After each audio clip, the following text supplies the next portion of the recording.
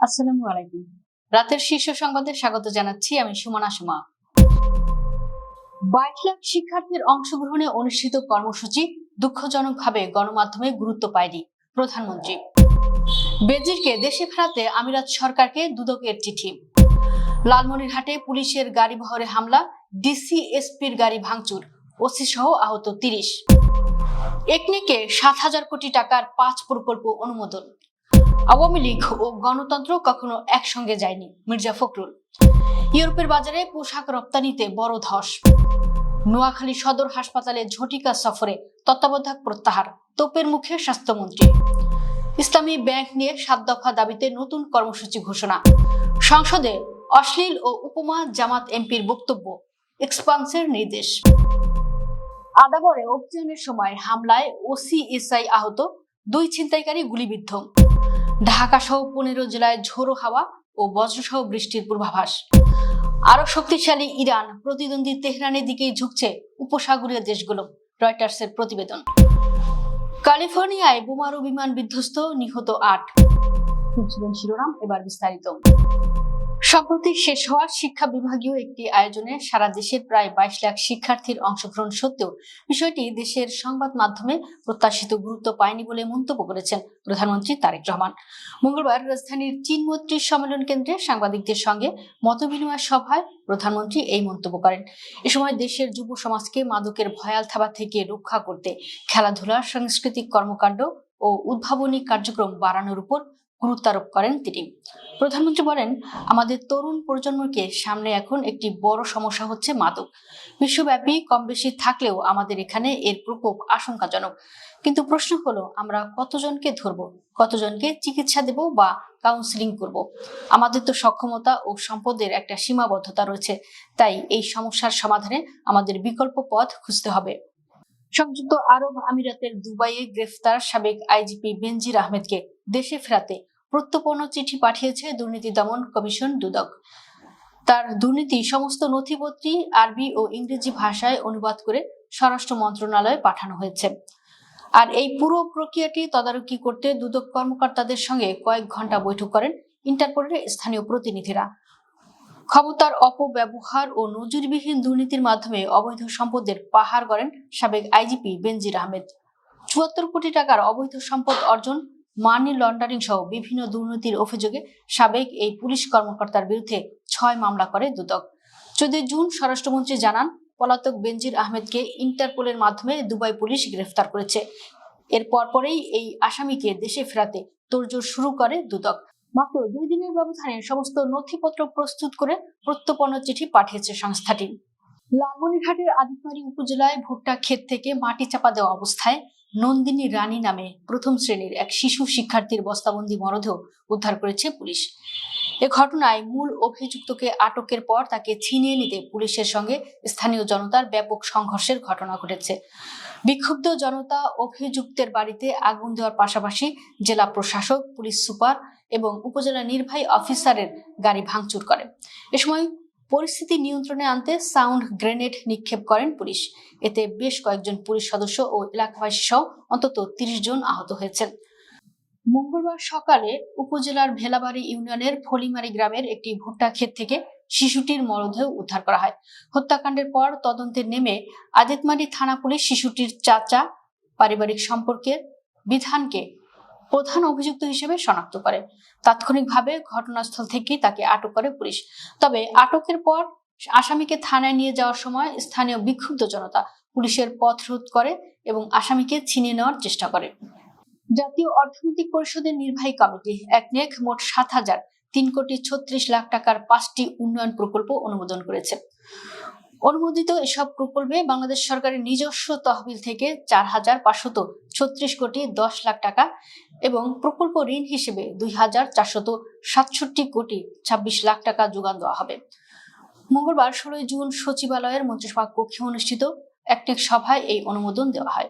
সভায় সভাপতিত্ব করেন প্রধানমন্ত্রী ও একনেক চেয়ারপারসন তারেক রহমান। এবারে সভায় অনুমোদিত প্রকল্পগুলোর মধ্যে 3টি সম্পূর্ণ নতুন এবং 2টি সংশোধিত প্রকল্প রয়েছে। সভায় অর্থ ও পরিকল্পনা মন্ত্রী আমির খসরু মাহমুদ চৌধুরী, স্থানীয় সরকার ও পল্লী উন্নয়ন মন্ত্রী মির্জা ফখরুল ইসলাম আলমগীর সহ সরকারের ঊর্ধ্বতন কর্মকর্তারা উপস্থিত ছিলেন। আওয়ামী লীগ ও গণতন্ত্র কখনো একসঙ্গে যায়নি এবং যাবেও না বলে মন্তব্য করেছেন বিএনপির মহাসচিব মির্জা ফখরুল ইসলাম আলমগীর। মঙ্গলবার রাজধানীর জাতীয় প্রেস ক্লাবে সংবাদপত্রের কালো দিবস উপলক্ষে আয়োজিত এক আলোচনা সভায় তিনি একথা বলেন। একসময় বন্ধ হয়ে যাওয়া সংবাদপত্র পুনরায় চালুর চেষ্টা করতে হবে উল্লেখ করে বিএনপি মহাসচিব বলেন, বর্তমান সরকার সংবাদপত্রের স্বাধীনতা নিশ্চিন্তে কাজ করছে। তিনি বলেন, একটি গোষ্ঠী মাথাচাড়া দিয়ে উঠছে, যারা সামাজিক যোগাযোগ মাধ্যমে বিএনপি ও সরকারের বিরুদ্ধে ব্যাপক অপপ্রচার চালাচ্ছে। সবাই মিলে এসব অপপ্রচার রুখে দিতে হবে। ইউরোপীয় ইউনিয়নের পোশাক বাজারে বড় ধরনের পতনের মুখে পড়েছে বাংলাদেশের তৈরি পোশাক খাত। চলতি বছরের প্রথম প্রান্তিকে জানুয়ারি-মার্চ ইইউভুক্ত দেশগুলোতে বাংলাদেশের পোশাক রপ্তানি আয় আগের বছরের একই সময়ের তুলনায় 19.26% কমেছে। একই সঙ্গে কমেছে পোশাক রপ্তানির পরিমাণ এবং ইউনিট প্রাইস বা গড় একক মূল্য। ইউরোপীয় পরিসংখ্যান অফিস ইউরোস্টাট এর সর্বশেষ প্রকাশিত তথ্য বিশ্লেষণ করে দেখা গেছে, সামগ্রিকভাবে বিশ্ববাজার থেকে ইউরোপীয় ইউনিয়নের পোশাক আমদানি কমেছে।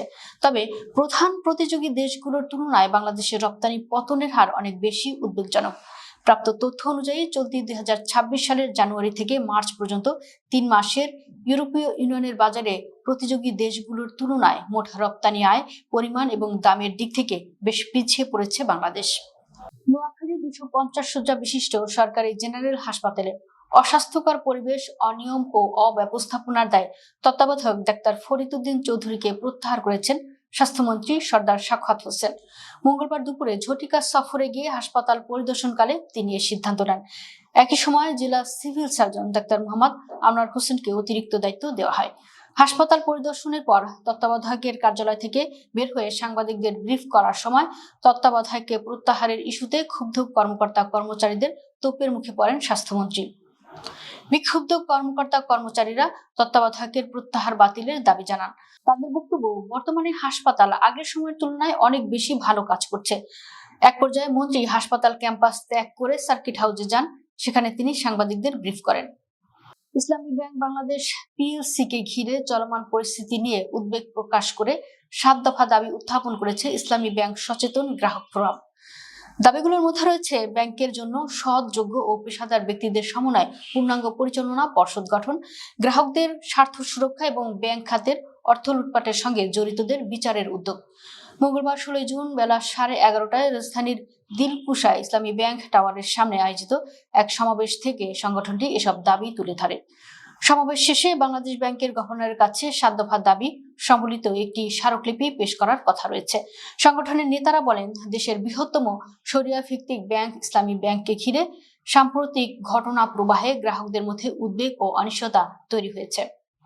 জাতীয় সংসদে বাজেট আলোচনার সময় জামাতে ইসলামীর একজন এমপির বক্তব্যের কিছু শব্দকে অরুচিকর ও অশ্লীল বিবেচনা করে সেগুলোকে কার্য বিবরণী থেকে বাদ এক্সপোজ দেওয়ার নির্দেশ দিয়েছেন স্পিকার হাফিজউদ্দিন আহমেদ।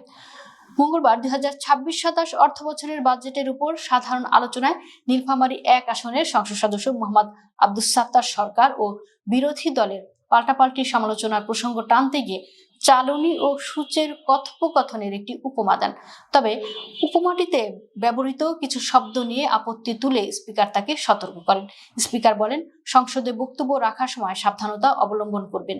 অরুচিকর, অশ্লীল কোনো কথা এই সংসদে উচ্চারিত হোক, এটা আমরা চাই না। আপনার বক্তব্য কিছু অশ্লীল শব্দ রয়েছে, সেগুলো এক্সপান্স করা হলো। রাজধানীর আদাবর এলাকায় ছিনতাইকারীদের আস্তানায় অভিযান চালাতে গিয়ে হামলার শিকার হয়েছেন আদাবর থানার ভারপ্রাপ্ত কর্মকর্তা ওসি মোহাম্মদ জাহিদুল ইসলাম ও এক উপপরিদর্শক এসআই। এ সময় পুলিশ আত্মরক্ষার্থে গুলি ছুড়লে 2 ছিনতাইকারী গুলিবিদ্ধ হন। আটক করা হয়েছে 4 জনকে। মঙ্গলবার 16 জুন বিকেলে আদাবরের বুড়িগঙ্গা পেট্রোল পাম্প সংলগ্ন বেরিবাঁধ এলাকায় এ ঘটনা ঘটে। ওসি মোহাম্মদ জাহিদুল ইসলামের মোবাইল নম্বরে যোগাযোগ করা হলে কলটি রিসিভ করেন উপপরিদর্শক আব্দুল্লাহ। তিনি বলেন, বেরিবাঁধ এলাকার ছিনতাইকারী চক্রের সদস্যদের ধরতে পুলিশ অভিযান চালাচ্ছিল। অভিযান চলাকালে ছিনতাইকারীরা ধারালো অস্ত্র নিয়ে পুলিশের উপর হামলা চালায়। এতে ওসি মোহাম্মদ জাহিদুল ইসলাম সহ 2 পুলিশ সদস্য আহত হন। অভিযান এখনো চলমান। রাজধানী ঢাকা সহ দেশের 15টি অঞ্চলের উপর দিয়ে ঘন্টায় সর্বোচ্চ 60 কিলোমিটার বেগে অস্থায়ীভাবে দমকা অথবা ঝোড়ো হাওয়া সহ বৃষ্টি বা বজ্রসহ বৃষ্টি হতে পারে বলে জানিয়েছেন আবহাওয়া অধিদপ্তর। মঙ্গলবার বেলা 3টা থেকে রাত 1টা পর্যন্ত দেশের অভ্যন্তরীণ নদী বন্দর সমূহের জন্য দেওয়া আবহাওয়ার বিশেষ পূর্বাভাসে এই তথ্য জানানো হয়েছে। আবহাওয়ার পূর্বাভাসে বলা হয়েছে, পাবনা, টাঙ্গাইল, ময়মনসিংহ, ঢাকা, ফরিদপুর, কুষ্টিয়া, যশোর, খুলনা, বরিশাল, পটুয়াখালী, নোয়াখালী, কুমিল্লা, চট্টগ্রাম, কক্সবাজার এবং সিলেট অঞ্চল সমূহের উপর দিয়ে দক্ষিণ বা দক্ষিণ পূর্ব দিক থেকে ঘন্টায় 45 থেকে 60 কিলোমিটার বেগে অস্থায়ীভাবে দমকা বা ঝোড়ো হাওয়া বয়ে যেতে পারে। সেই সঙ্গে এসব এলাকায় বৃষ্টি বা বজ্রসহ বৃষ্টি হওয়ার সম্ভাবনা রয়েছে। এসব অঞ্চলের নদী বন্দর সমূহকে 1 নম্বর সতর্ক সংকেত দেখাতে বলা হয়েছে।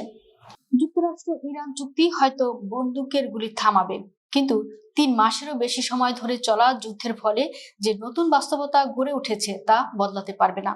উপসাগরীয় সূত্রে কূটনৈতিক ও বিশ্লেষকদের মতে এই অঞ্চল কয়েক দশকের মধ্যে সবচেয়ে বিপজ্জনক সংকটের একটি থেকে বেরিয়ে এসেছে, কিন্তু শক্তির ভারসাম্য মোটামুটি অপরিবর্তিতই রয়ে গেছে।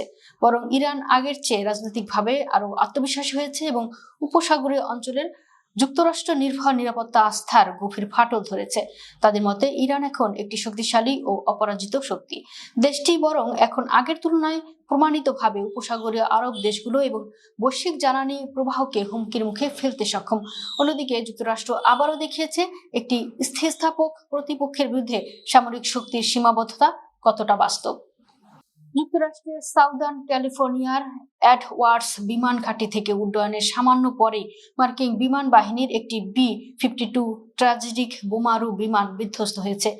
এই ভয়াবহ দুর্ঘটনায় বিমানের ভেতরে থাকা ক্রু সহ মোট 8 জন আরোহী নিহত হয়েছেন। স্থানীয় সময় সোমবার 15 জুন বেলা 11টা 20 মিনিটে একটি নিয়মিত পরীক্ষামূলক মিশন পরিচালনার সময় এই দুর্ঘটনা ঘটে। মার্কিন বিমানটি মাটিতে আছড়ে পড়ার সঙ্গে সঙ্গে আকাশ জুড়ে বিশাল কালো ধোঁয়ার কুণ্ডলী তৈরি হয়, যা মাইলের পর মাইল দূর থেকেও স্পষ্টভাবে দেখা যাচ্ছিল। আন্তর্জাতিক সংবাদ মাধ্যম বিবিসি এক বিশেষ প্রতিবেদনে এই দুর্ঘটনার বিস্তারিত বিবরণ দিয়েছেন। দর্শক, ভিডিওটি শেষ পর্যন্ত দেখার জন্য আপনাকে অসংখ্য ধন্যবাদ। নিত্য নতুন ভিডিও পেতে আমাদের ইউটিউব চ্যানেলটি সাবস্ক্রাইব করুন এবং নিয়মিত নোটিফিকেশন পেতে বেল বাটনটি ক্লিক করুন। আমাদের ফেসবুক পেজটি ফলো করুন। এছাড়াও আমাদের ভিডিও লাইক, কমেন্ট ও শেয়ার করুন। আল্লাহ হাফেজ।